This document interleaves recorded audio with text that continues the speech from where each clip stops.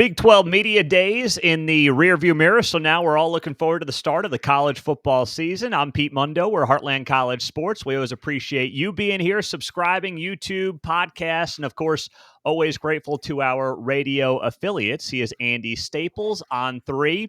He was there on the ground earlier this month for Big 12 media days, and Andy, let's just start here. You know, we had staffers there. I wasn't there, so I didn't get a chance to see you, but what is the vibe like at Big 12 media days compared to what you might see at, let's say, the SEC or Big 10 media days? It's different because everyone has its own personality, and Big 12 is always the most chill with the best access, where you can just be walking around and there's Matt Campbell just standing there, and you can, just talk to him for 5 minutes. And there's Sonny Dykes just chilling, waiting for a radio interview. And it's not like that. SEC is way more stage managed, especially since it's become a completely ESPN production. Back when it was kind of split, CBS and ESPN televising the SEC, it was a little more laid back. And now it's very stage managed, made for TV. You're just not going to get that sort of access. Big Ten actually does have good access as well. Like, they'll put each coach at a podium and let people just ask questions for 30 minutes. And they'll put each player at a podium and you can just ask questions for 30 minutes. And the coaches, a lot of times, will be wandering around and they're not completely booked for the entire day where they can't even breathe. But it's very interesting how each conference kind of has its own personality. And then ACC is sort of a mishmash of all of the above, where, depending on the coach, the Dabo Sweeneys of the world, you might not be able to get a minute or two with them because they're completely booked, but you can like Jake Dickert from Wake Forest, you're probably going to get some time with him. Yeah. So, we talked a couple months ago, I guess now, and about how wide open this Big 12 was going to be. What was something that was different than what you expected coming out of Big 12 media days based on what the storylines might be going into the season? I don't know that I saw anything different. I mean, it's a wide open league with a bunch of good returning experienced quarterbacks. I think getting to actually talk to Devin Dampier from Utah and see Caden Salter and Julian Lewis come in for Colorado, like the people we didn't already know, I think that was the interesting part. And I already thought Utah was going to be pretty good, but then you spend 5 minutes around Devin Dampier and you're like, oh my God, they're going to win the league. But I don't know if they're going to, because obviously I think we can make a very compelling case for about half the league to win the league.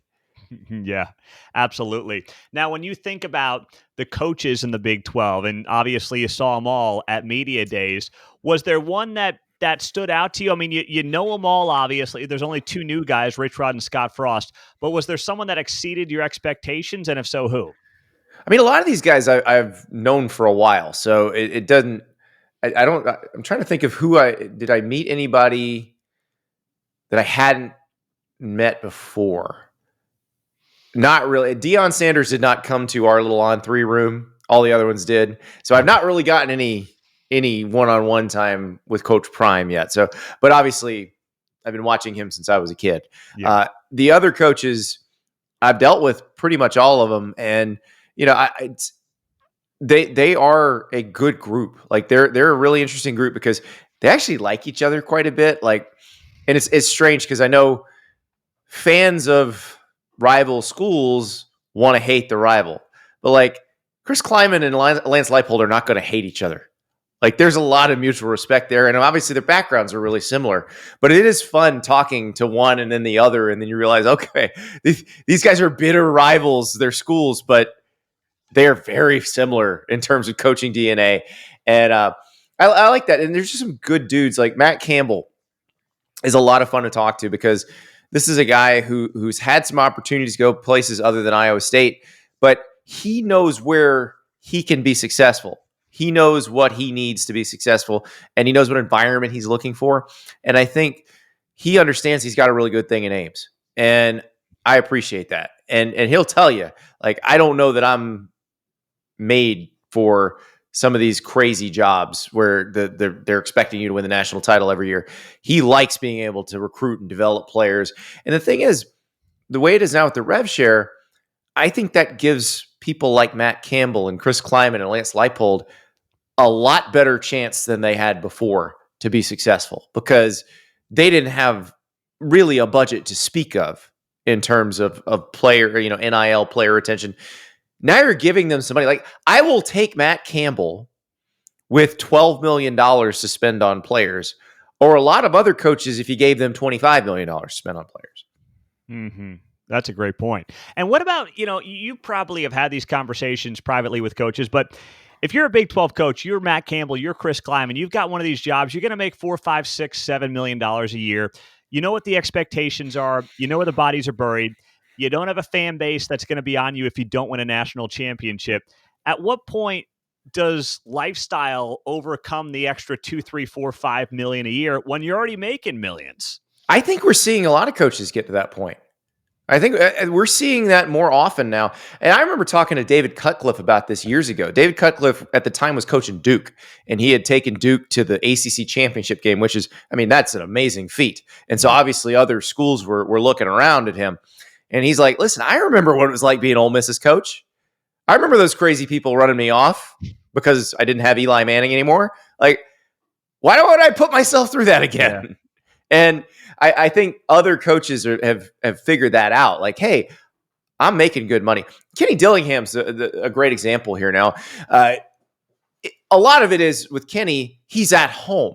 Yeah. I think that makes a huge difference. This is a guy who grew up in Scottsdale. He's coaching in Tempe. He's basically 5 miles from where he grew up and making good money. He just won the league, went to the playoff. They had a 4th and 13. If they make a stop, they beat Texas.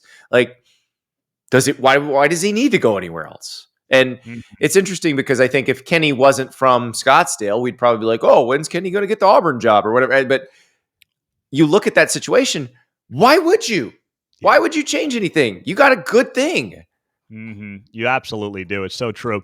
Now, I know you and Ari were talking about this at Media Days this month, and you were trying to figure out how does the Big 12 develop, and maybe a blue blood is the wrong phrase, but those national title contenders that are consistent, that's what they need. And it's going to take, 5, maybe 10 years to develop that.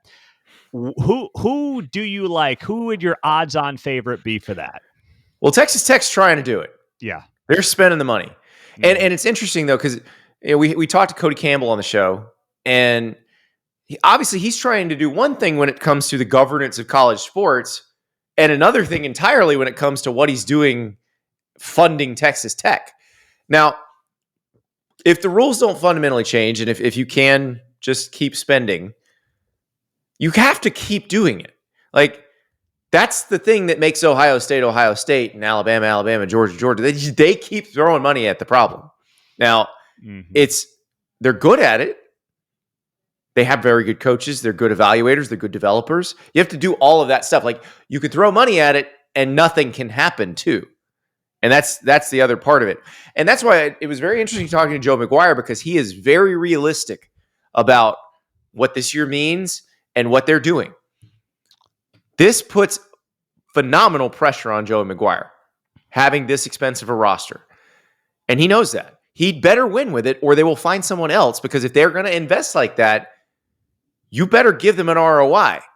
And so that's sort of the flip side of what we were talking about. That is not the expectations are slightly lower, you're making good money. That is, they're paying for a bunch of good players.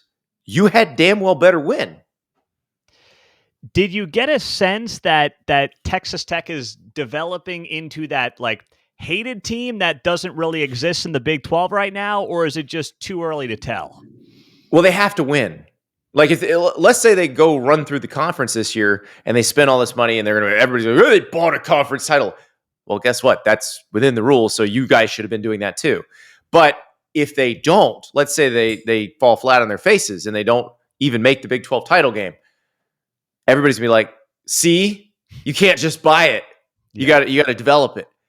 Well, it's both. If you want the national title, it's both. You have to buy the best players, and then you have to develop them. Like, Kirby Smart isn't just good at picking 5 stars. If you put Kirby Smart at Austin Peay and told him, get the best Missouri Valley Conference team you can, he would do that. Like, he would out-evaluate all the other coaches at that level. But you've got to be able to do both. You got to have the resources to spend the money, and then you got to be able to evaluate and develop. And I think that's the big question, because you've got a bunch of great evaluator developers in the Big 12. Leipold, Kleiman, Campbell, they're fantastic at it. Kyle Whittingham. But then do you add that piece? And can Joey McGuire be? Because Joey McGuire, like if you look at the recruiting history of Texas Tech, there's a lot of guys they're the first offer for, and they get down the road with them, and then they just get blown away by an Ohio State or a Texas coming in and swooping in and taking the guy they want. Now they have the money to potentially get those guys. And you look at the Felix Ojo commitment, they've got, potentially, possibly might get a commit from the top player in the 27 class. He's from Savannah, Georgia. Like, he's not from Odessa. Like, they're going out and getting that. And so that's how you develop that. And I don't think it's just Texas Tech that can do that. I think BYU's in a unique position where they do have money. As we're seeing with Jake Retzlaff, it's not as easy with BYU because you do have to have people who want to deal with the honor code. And so if they're LDS, it certainly helps, like Ryder Lyons, the 5-star QB. But they have the financial resources, and you see that on the basketball side with them taking AJ DeBansa, who's going to be the number one pick in the draft. So they're interesting. I think Utah is interesting too, because I think Utah is in a place where they are in a pocket of America that grows really good linemen. There aren't many places like that. There's the Deep South. Ohio does it pretty well. And then Metro Salt Lake City. Yeah. And if they could somehow harness that, and it's hard because trenches are developmental positions. Like, you don't really pay top dollar unless it's somebody who can play right away in the situation they have right now, because there's no rookie salary scale. So you have to be somewhat careful. But that's one where if you could just home grow the line of scrimmage guys and import the skill guys, which are much easier, they're much easier to import than linemen. Like, I think Utah could be one of those teams too. That's a great point. Now, someone we haven't talked about yet, Mike Gundy. He seemed to have a new outlook on NIL, the way of the world. He's accepted the reality of college football. He even more or less alluded to the fact that he's hired SEC coaches on his staff because they basically know how to legally cheat. What do you? That's what's funny. There's no cheating anymore. I know, but it's all within the rules. He was. I mean, on our show, he was as blunt can be, and obviously it's Mike Gundy, so you're kind of used to that. Yeah. But he's like, yeah, we just admit they're employees, collectively bargain with them. I was like, okay. This is stuff that everybody's been saying off the record, but to hear a coach say it on the record is something. But yeah, he said he realized 18 months ago, and if you want to do the math on this, that means he realized before spring practice 2024 that their strategy in the transfer portal had been wrong. Their strategy in the transfer portal was, we're not paying for any portal players. We're going to pay to retain guys on the roster. And I think people saw that and were like, well, they paid for Ollie Gordon. Well, yes, they did, because Ollie Gordon was on their roster. But they hadn't spent a penny, according to Mike Gundy, on anybody out of the transfer portal in the NIL era. That is not going to work in this day and age, especially when you lose as much as they have. And so, you look at Dejon Stribling was their best receiver last year. He's at Ole Miss now. Like, you have to replace those people, and you have to spend to replace those people. And so they did that this year. And that's where I do wonder how that works, because let's think of the history of Mike Gundy. When we expect things from Mike Gundy, it doesn't usually go very well. When we think they're going to stink, that's when they win 10 games. So this is one of those years.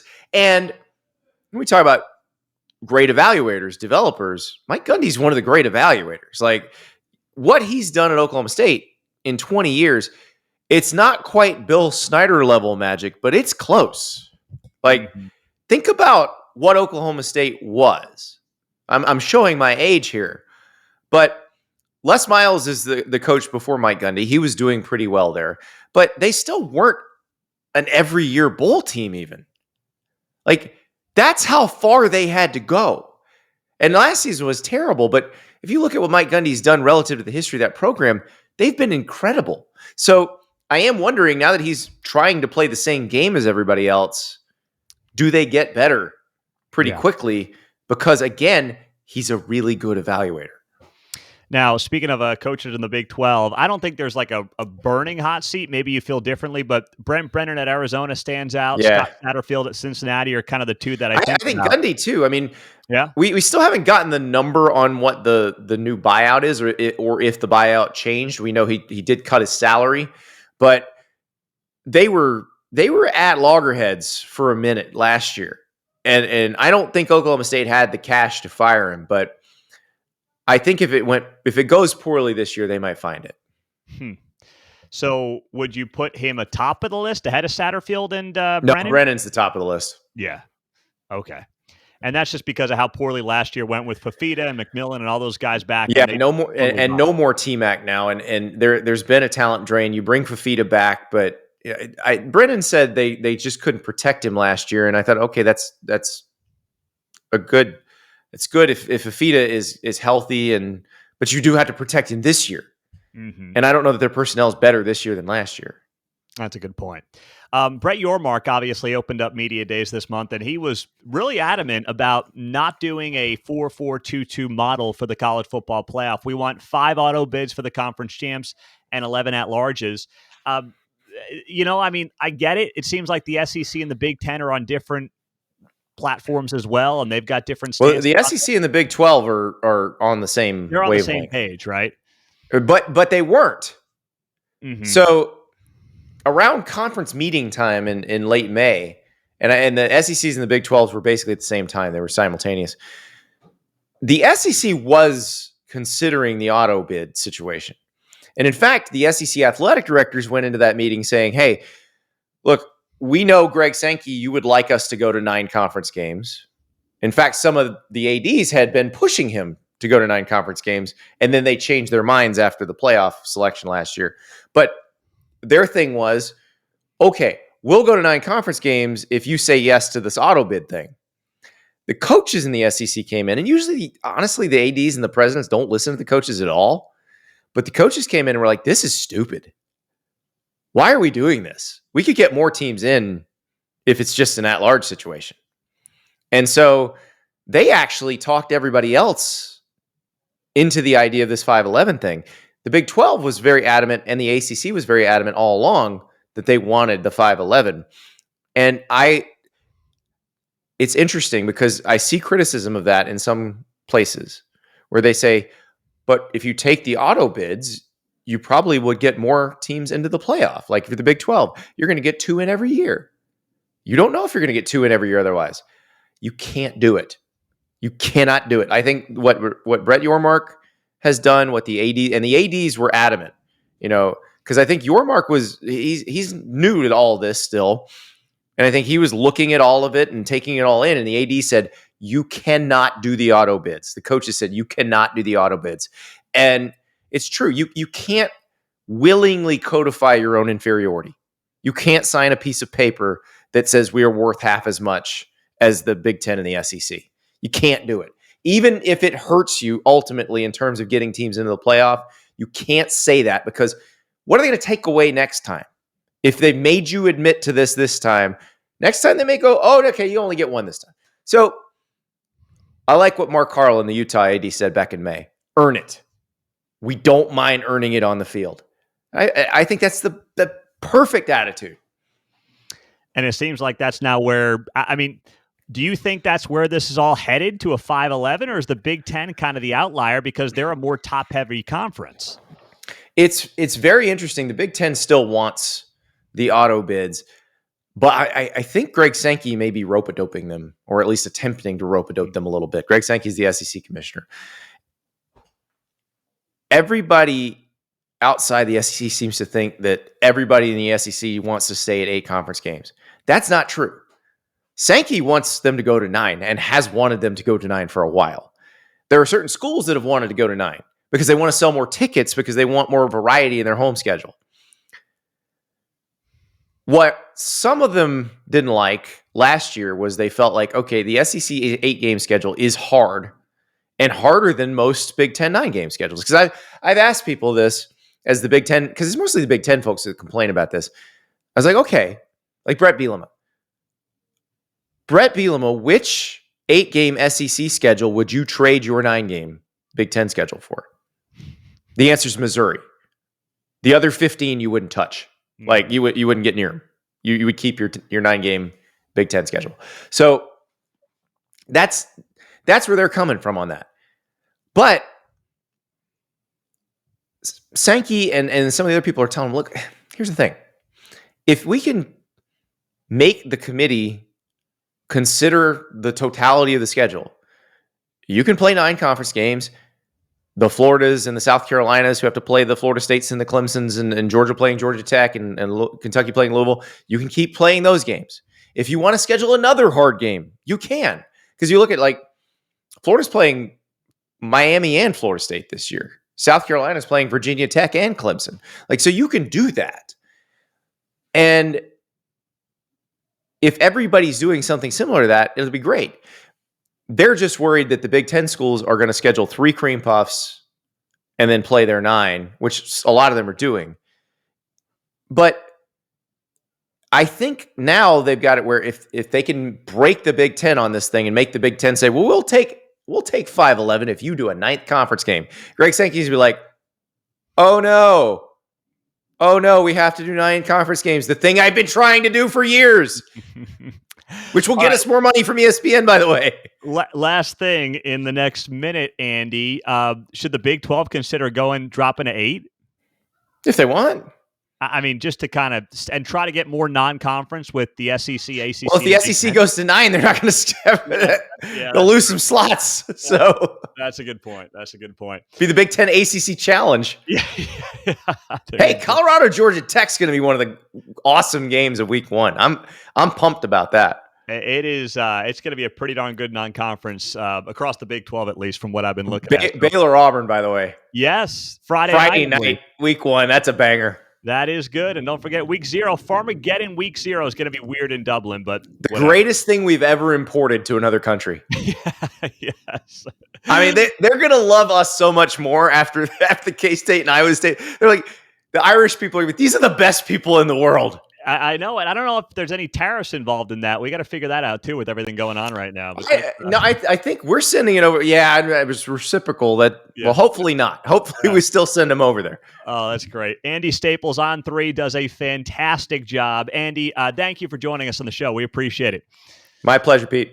All right, there you go. Make sure you are subscribed to the podcast, the YouTube channel, and always appreciate our radio affiliates. Find us at heartlandcollegesports.com.